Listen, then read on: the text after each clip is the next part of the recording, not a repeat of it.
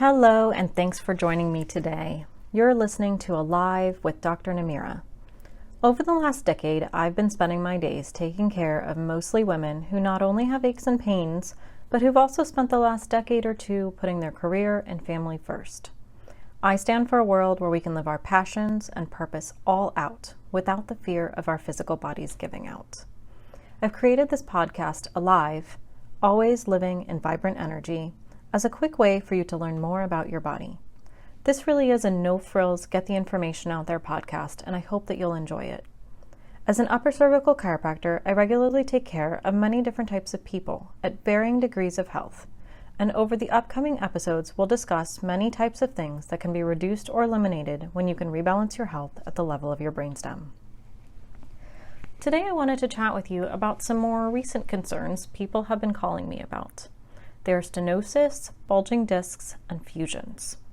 Let's take a moment to chat about what each of those things are, and then move on to how they can affect us and our quality of life. So what is stenosis? Stenosis is a narrowing of the spinal canal or the neural foramen, which are the little holes that come out the sides where the nerves come out. Tissues can thicken from inflammation, or the bones can get a little thicker from things like osteoarthritis or rheumatoid arthritis. The decrease in spacing can cause pain, numbness, or weakness into the arms or legs and can get worse over time. An offshoot of that would be degenerative disc disease, where there is a decrease in the spacing of the spinal bones and less space for the disc. The disc issues can have varying degrees of severity. So while I describe this to you, I want you to think about a peanut butter and jelly sandwich with 2 slices of bread and gooey filling in between.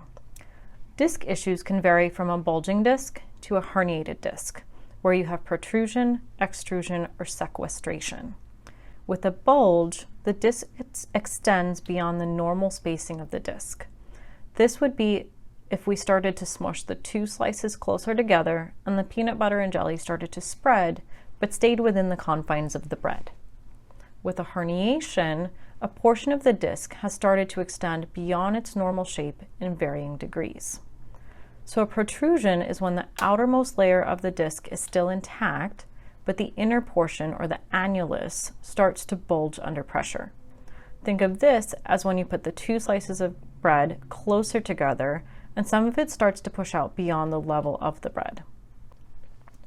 An extrusion is when the inner annulus portion of the disc breaks through the outer part of the disc and can start putting pressure on nerves and ligaments in the canal. This is what would happen if you pushed hard enough where a little droplet of jelly started to form just outside the bread as it was being pushed out. Lastly, a sequestration is the most severe case when the portion that has bulged out separates from the original disc and becomes a free disc fragment in the canal. This would be if we pushed so hard on the 2 slices that the jelly droplet just completely dropped off and made a mess somewhere. So people with disc issues have similar symptoms as people with stenosis, and they can usually feel pain, numbness, or weakness in the limbs because of the pressure on the nerve roots that are affected and the decrease of space within the canal. In a more serious case, they can also have sharp pain from the potential sequestration being in the canal space. Lastly, we'll chat about fusions. Fusions can happen both naturally or through surgery. Fusions can be congenital, which means that you were born with them, or they can happen over time naturally due to an injury, which causes extreme degenerative disc disease or osteoarthritis. This can be painful in some patients as well as create limited range of motion and stiffness.